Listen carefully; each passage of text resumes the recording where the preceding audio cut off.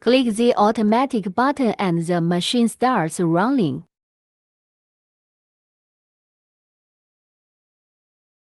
The diamond core drill bit barrel is automatically transferred to the slide table fixture.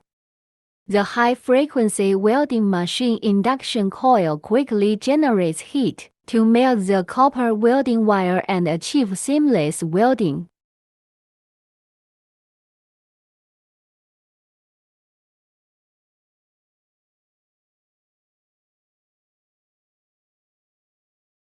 After welding is completed, the diamond core drill bit automatically unloads.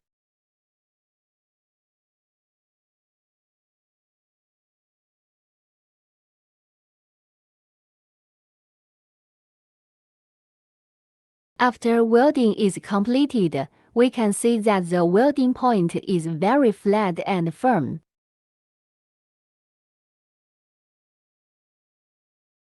To ensure the quality of welding, the operator uses a torque wrench to test with a value of 20 N.